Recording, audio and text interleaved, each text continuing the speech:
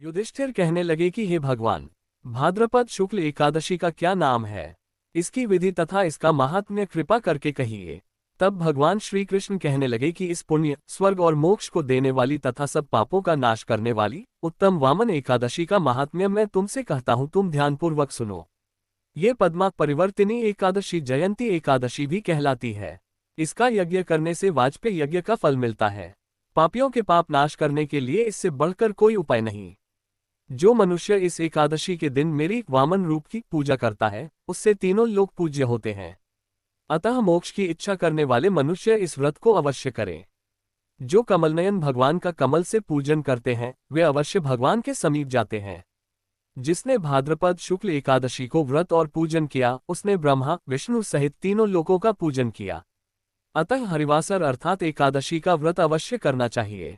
इस दिन भगवान करवट लेते हैं, इसलिए इसको परिवर्तिनी एकादशी भी कहते हैं। भगवान के वचन सुनकर युधिष्ठिर बोले कि भगवान, मुझे अतिसंदेह हो रहा है कि आप किस प्रकार सोते और करवट लेते हैं तथा किस तरह राजा बलि को बांधा और वामन रूप रखकर क्या क्या लीलाएं की। चातुर्मास के व्रत की क्या विधि है तथा आपके शयन करने पर मनुष्य का क्या कर्तव्य है, सो आप मुझसे विस्तार से बताए। श्री कृष्ण कहने लगे कि हे राजन, अब आप सब पापों को नष्ट करने वाली कथा का श्रवण करें। त्रेतायुग में बलि नामक एक दैत्य था। वह मेरा परम भक्त था।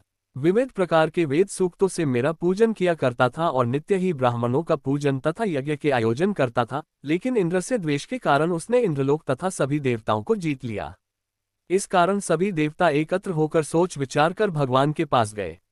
बृहस्पति सहित इंद्रादिक देवता प्रभु के निकट जाकर और नतमस्तक होकर वेद मंत्रों द्वारा भगवान का पूजन और स्तुति करने लगे। अतः मैंने वामन रूप धारण करके 5वां अवतार लिया और फिर अत्यंत तेजस्वी रूप से राजा बलि को जीत लिया। इतनी वार्ता सुनकर राजा युधिष्ठिर बोले कि हे जनार्दन, आपने वामन रूप धारण करके उस महाबली दैत्य को किस प्रकार जीता।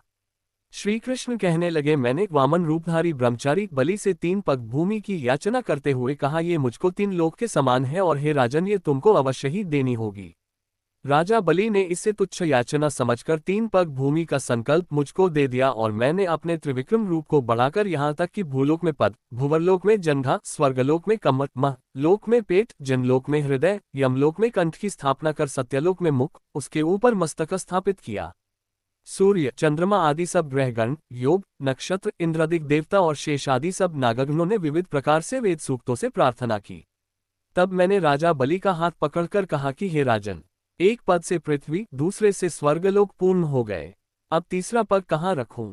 तब बलि ने अपना सिर झुका लिया और मैंने अपना पैर उसके मस्तक पर रख दिया, जिससे मेरा वह भक्त पाताल को चला गया। फिर उसकी विनती और नम्रता को देखकर मैंने कहा कि हे बलि, मैं सदैव तुम्हारे निकट ही रहूंगा। विरोचन पुत्र बलि से कहने पर भाद्रपद शुक्ल एकादशी के दिन बलि के आश्रम पर मेरी मूर्ति स्थापित हुई। इसी प्रकार दूसरी क्षीरसागर में शेषनाग के पष्ट पर हुई।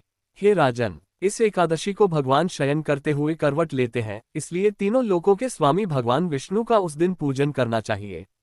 इस दिन तांबा, चांदी, चावल और दही का दान करना उचित है। रात्रि को जागरण अवश्य करना चाहिए। जो विधिपूर्वक इस एकादशी का व्रत करते हैं, वे सब पापों से मुक्त होकर स्वर्ग में जाकर चंद्रमा के समान प्रकाशित होते हैं और यश पाते हैं। जो पापनाशक इस कथा को पढ़ते या सुनते हैं, उनको 1000 अश्वमेध यज्ञ का फल प्राप्त होता है।